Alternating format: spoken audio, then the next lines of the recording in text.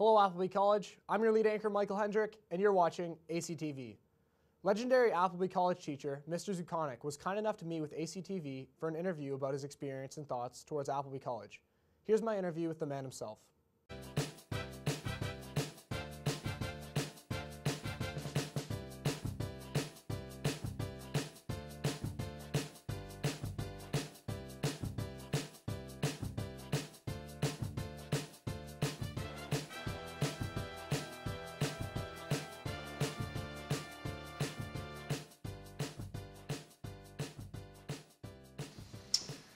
Hi there, I'm with Appleby College's senior teacher, Mrs. Suchanek. Pleasure. Thanks for being on the show.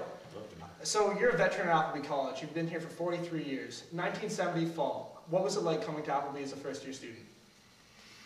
Well, I was 10 years old, totally intimidated because I was one of the smallest boys in the school, of a school of 200 back then. And when I graduated 9 years later, there was only 235, so we didn't grow very much. But it was intimidating. The house-masters and the teachers were very firm in their convictions and very strict in the way they ran the classes. But it was a great experience for me coming in as a grade 5 student. Interesting. So as your time progressed at Appleby, I understand you were heavily a part of the Appleby community, such as you were head prefect, the highest role that a prefect could get here at Appleby. Tell me about that, and how was that back at Appleby during the time? Well, the head prefect position back in my day, essentially you ran the school with the other prefects. The faculty and house directors are on the periphery, and the school is run by the students. And we were showcased on a regular basis at assemblies, at events, all that sort of thing. The interesting thing is that the house directors back during that period of time also, they ran the school from the faculty side. So we were liaising with them much more than we were directly with the administration of the school. So with this control, being a head prefect and being a leader in the Appleby community, did you ever see yourself at the time becoming a teacher, sports coach that you are now at Appleby? Well, I like to remind myself that I was a lot better athlete in my own mind than I was as an actual participant, but I've always loved sports. And one of my classmates, actually Mark Askin, said to me that there's no doubt in his mind on the day we graduated that I'll end up back at Appleby in some capacity. So 10 years later, 1988, I came back as a faculty member, and I'm living the dream. Nice. So Mr. Suchanek, you sent 3 kids through the Appleby experience. Tell me, was it worth the investment? Without a doubt. I can't think of a better place to have sent our children, but also to send the students today. We teach in such a vibrant, dynamic environment with people like yourself and students like the Canberra people over here who just make coming to school every day exciting, wonderful, and always different. So as this is my 26th year, every day is different, every year is different, and I will hate the day that I have to retire from this place. Yeah, I can tell you the same thing. I love coming here in grade 8. You were my grade 8 Appleby rugby coach, and immediately I just felt welcomed into the Appleby community, and we had a great year that year, undefeated season. So also, if there was any new students or teachers coming to Appleby for the first time, I understand it's a nerve-wracking experience for many people, being such a big school. What advice do you give them?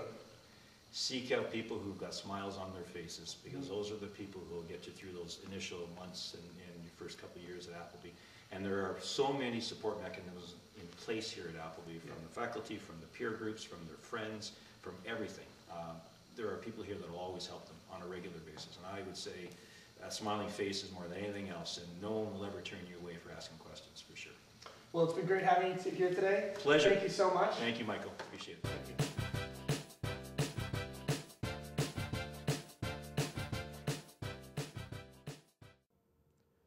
Thanks, Mr. Suchanek. Have you ever taken a gander at the great outdoors? Have you ever admired its mystical beauty? One thing I've noticed about the outdoors, especially here at Appleby, is the diversity of wildlife. By diversity, I don't mean a large wooden ship that sailed during the Civil War era, but biodiversity, meaning the variety of life in a habitat or ecosystem. Investigating the biodiversity of Appleby College is Nature Nick, who along with Jake Kerr will be guiding us on a tour through the outdoors of the Appleby campus. Off to you, Nick.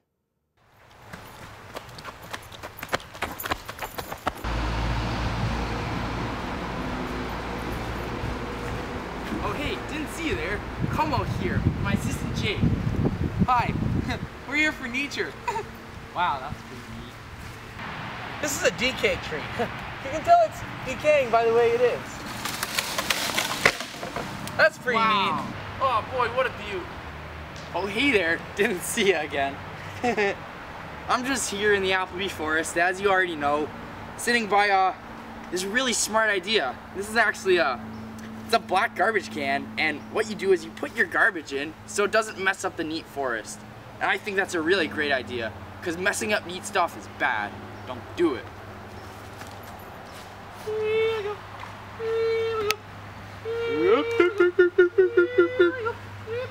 We found a really neat part of nature, which is actually birds. And they're real neat because they're actually a way to travel seeds from one place to another. Gosh, that's neat. Nick and Jake here again. We're here with an Appleby neat birdhouse.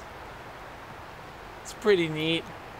It's a neat habitat for birds to go when they don't have the time or resources to make a nest. And their time can be very hard, but when you got these things there, it really helps them, and it's super neat and super cool. But in case you didn't know, it's not just for birds.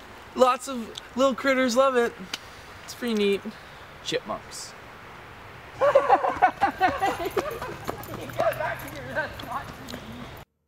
Thanks, Nick. That's pretty neat. Congratulations to the girls' varsity field hockey team, who claimed the trophy at the CIS AA Championship game. Their following challenge was against the faculty field hockey team, where they managed to tie them at a 2-2 score. Here's Mark Martoni with the story. Hello, Appleby. This is Mark Martoni reporting live at the varsity versus faculty field hockey game. Congratulations to our girls team who won the championship that they won last week. We've got some great competition for them today as they take on our faculty. I've heard that Mr. Grant was once the captain of the varsity girls field hockey team back in the day, so let's see how they can control him, as he has great ability at the sport of field hockey. As Tony Sharasco would say, Mr. Thompson is going to go clapper bar D from the blue line on this tendy. Let's see if that happens. Back to you, Mike. Also, congratulations to Mark Martoni for being awarded Artist in the Spotlight. Mark continues to successfully report the news and is a key pillar to ACTV's success. Now, here's the Wacky Weather Report with Connor Akeet. Whoa. Welcome to the Wacky Weather Report with Connor Akeet.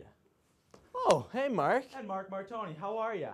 I heard we were being called up to the big leagues at BBC in London this year. But Yeah, I heard we were going for a trip to Moscow, but it seems we've landed in Mushroomland. So as you can see, there seems to be a double rainbow. And the birds are chirping? Ah, that must mean it's warm. I feel a nice glaze of precipitation on my face. Yes, beautiful weather here in Mushroomland. And I believe that's all for the weather. Yeah, and we'd just like to say, since we're now stationed in Mushroomland, you won't be seeing us much around ACTV anymore. So, have a great time, Appleby. It was great knowing you. Stay classy. Thanks, Connor. Now here's Michael Shaw with the riddle of the week and the answer from last week's riddle. Off to you, Michael.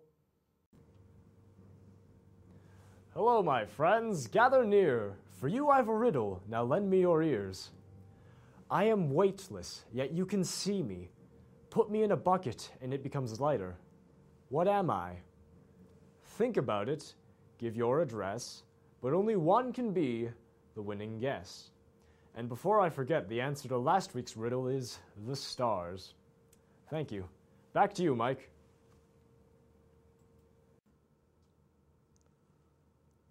That finishes our team's final show for the year. We're the news team. And you stay classy, Appleby College. Be glad there's one place in the world where